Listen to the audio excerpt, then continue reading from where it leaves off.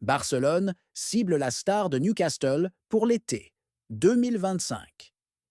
Rapport. Barcelone a laissé passer l'opportunité de recruter Alvarez pour 22 millions d'euros. Barcelone choisit le remplaçant de Koundé avec une surprise possible. Commentaire surprenant de la Fuente sur Barcelone après le match contre les Pays-Bas. Avant de commencer, n'oubliez pas de partager votre avis dans les commentaires sur l'équipe qui remportera l'Euro. Et si vous êtes un supporter du FC Barcelone, n'oubliez pas de vous abonner à la chaîne, de liker et de suivre notre page. Barcelone cible la star de Newcastle pour l'été 2025. Alexandre Isak, attaquant de Newcastle United, suscite un grand intérêt de la part de la direction du FC Barcelone, menée par Deco et soutenue directement par le président Joan Laporta, bien que le club se concentre actuellement sur le renouvellement des contrats de ses stars essentielles, comme Pedri, Gavi, Araujo, Cubarsí, De Jong et Lamine. L'attaquant suédois est perçu comme une option offensive idéale pour Barcelone, grâce à sa polyvalence qui lui permet de jouer en pointe ou sur les ailes, ce qui en ferait un renfort de poids pour l'équipe. Des rapports indiquent que Barcelone a rencontré le représentant d'Isaac à la fin de l'année dernière, où les deux parties ont exprimé un intérêt commun pour conclure l'accord. Cependant, les obstacles financiers et le plafond salarial imposé par la Liga ont empêché toute avancée dans les négociations. Bien que le contrat d'Isaac avec Newcastle s'étende jusqu'en 2028, le joueur serait ouvert à un départ en cas d'offre sérieuse de Barcelone. Il est également estimé que le club anglais pourrait accepter de le vendre si une offre adéquate est formulée. Le principal obstacle à cette transaction reste la capacité du FC Barcelone à enregistrer le joueur dans le cadre du fair play financier, ce qui pourrait contraindre le club à vendre un joueur majeur pour dégager de la marge budgétaire. Le nom de Ronald Araujo figure parmi les options potentielles. Barcelone mise sur la volonté d'Isaac de rejoindre le club et pourrait lui demander un geste clair pour inciter Newcastle à ouvrir des négociations, en espérant que cela devienne la grande signature de l'été 2025. Yo. Rapport. Barcelone a laissé filer Alvarez pour 22 millions d'euros. Des rapports de presse ont révélé que Barcelone a manqué une opportunité en or de recruter l'Argentin Julián Alvarez avant son transfert à Manchester City en 2022. Selon le média espagnol Relevo, le FC Barcelone aurait pu signer Alvarez pour seulement 22 millions d'euros avant que celui-ci ne rejoigne Manchester City. L'article précise que recruter Alvarez aujourd'hui serait bien plus compliqué, puisqu'il a été transféré de Manchester City à l'Atlético Madrid en août dernier pour 80 millions d'euros et que sa valeur marchande a depuis grimpé à 150 millions d'euros. Il est également mentionné que le transfert d'Alvarez avait été proposé à Matteo Alemany, l'ancien directeur sportif du FC Barcelone, sur recommandation d'Enzo Francescoli, directeur technique de River Plate. Cependant, Alemany privilégiait alors des joueurs de Premier League et avait préféré recruter Ferran Torres pour 60 millions d'euros. À noter qu'Alvarez, âgé de 25 ans, a disputé 44 matchs toutes compétitions confondues avec l'Atlético Madrid cette saison, inscrivant 23 buts et délivrant 5 passes décisives. Barcelone choisit le remplaçant de Koundé avec une surprise possible.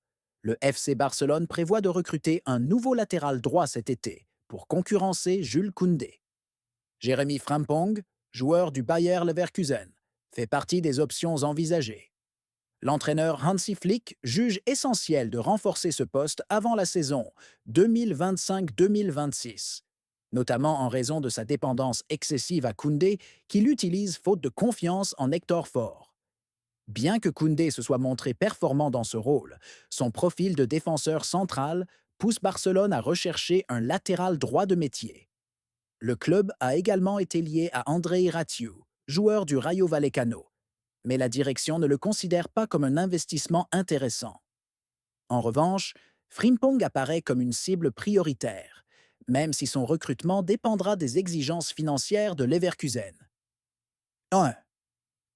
Barcelone déterminé à recruter un défenseur de Leverkusen.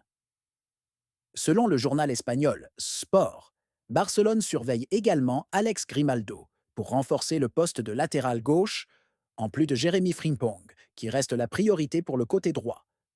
Cependant, ces deux joueurs ne constituent pas les cibles principales du directeur sportif Deco avant l'ouverture du mercato estival en juillet. Bien que le club apprécie le profil offensif de Frimpong et sa capacité à remplacer Lamine Yamal si nécessaire, son recrutement ne semble pas être une priorité absolue à ce stade. Next, comment surprenant de la Fuente sur Barcelone après le match contre les Pays-Bas. Après l'affrontement intense entre l'Espagne et les Pays-Bas, le sélectionneur de la Roja, Luis de la Fuente, s'est exprimé sur le match et la performance de ses joueurs. Il a affiché une grande satisfaction quant au niveau présenté par ses stars, en mettant particulièrement en avant les jeunes talents du FC Barcelone, Lamine Yamal et Pedri, qui ont livré une prestation exceptionnelle. Djurgårdens, le duo du Barça. L'avenir du football espagnol.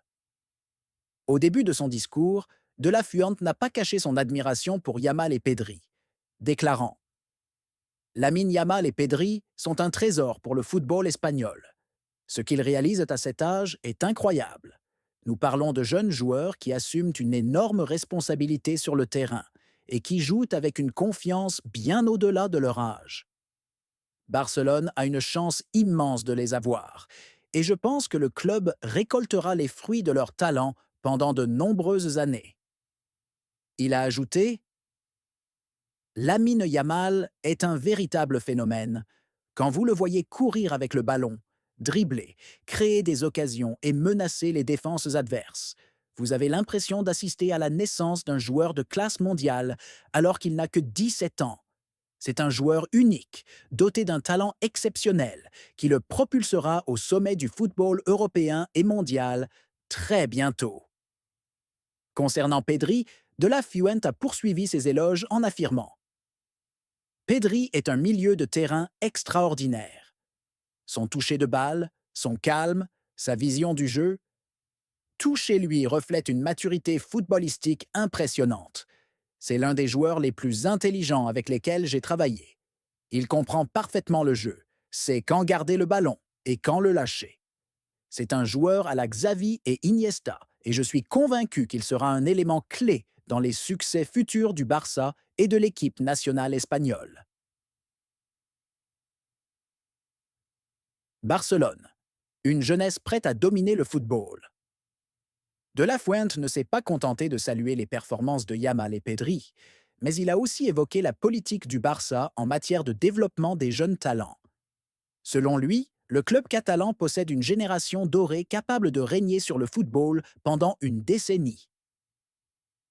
Barcelone ne cesse jamais de produire des talents.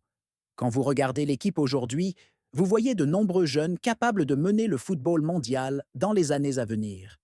Il dispose d'un effectif rempli de jeunes joueurs dotés de la qualité et du caractère nécessaires pour réaliser de grandes choses. Avec l'expérience de quelques stars plus âgées, cette équipe devient un véritable cauchemar pour n'importe quel adversaire. Il a poursuivi Je suis convaincu que Barcelone restera au sommet pendant de nombreuses années. Ils ont un projet clair basé sur la jeunesse et leur font entièrement confiance, ce qui est essentiel. Lamine Yamal et Pedri ne sont que le début. Il y a encore beaucoup d'autres jeunes talents qui émergent, que ce soit à la Masia ou en équipe première. Barcelone sous Flick.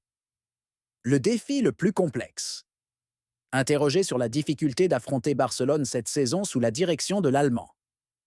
Hansi Flick, De la Fuente n'a pas hésité à affirmer que l'équipe catalane est actuellement l'une des plus redoutables tactiquement et techniquement en Europe. Le Barça sous Flick est une équipe totalement différente. Il a réintroduit le pressing haut, la discipline tactique et la rapidité dans les transitions offensives. Ils jouent d'une manière puissante et organisée, ce qui rend leur confrontation cauchemardesque pour n'importe quel adversaire. Je pense que tout entraîneur aujourd'hui admettra que jouer contre Barcelone est l'un des défis les plus difficiles du football. Il a ajouté Flick a une philosophie claire et sait comment tirer le meilleur de ses joueurs. L'équipe est devenue plus compacte, plus agressive et plus efficace. Ils possèdent un équilibre parfait entre jeunesse et expérience, ce qui fait d'eux un candidat sérieux dans toutes les compétitions. Barcelone, le meilleur en Europe et un candidat à tout gagner. Pour conclure, De La Fuente n'a pas caché son admiration pour Barcelone cette saison, allant jusqu'à le qualifier de meilleure équipe d'Europe et de favori pour tous les titres. Barcelone est la meilleure équipe d'Europe actuellement, sans aucun doute. Ils ont une qualité exceptionnelle à tous les postes, du gardien aux attaquants. Ils disposent de jeunes joueurs brillants comme Lamine Yamal et Pedri, mais aussi de joueurs expérimentés comme De Jong, Cancelo et Lewandowski. Cette combinaison les rend redoutables. L'entraîneur espagnol a ajouté: Je pense qu'ils sont capables de concourir pour tous les trophées cette saison. Ils ont une équipe très forte, un excellent entraîneur et un style de jeu unique qui les place en tête des favoris pour la Liga, la Ligue des Champions et la Coupe du Roi. S'ils continuent à jouer de cette manière, il ne serait pas surprenant de les voir soulever plusieurs titres cette saison. Et il a conclu: Le Barça a toujours été un grand club, mais cette version sous Flick semble exceptionnelle. Ils ont tout pour être les meilleurs, et s'ils poursuivent sur cette lancée, ils domineront le football européen pour de nombreuses années à venir. Avec ces déclarations, De La Fuente a confirmé que Barcelone n'est pas seulement une équipe impressionnante cette saison, mais un projet d'avenir complet qui possède tous les atouts pour devenir la force dominante du football européen et mondial pour la prochaine décennie, grâce à sa politique de formation, sa direction technique exceptionnelle et l'esprit combatif de ses joueurs.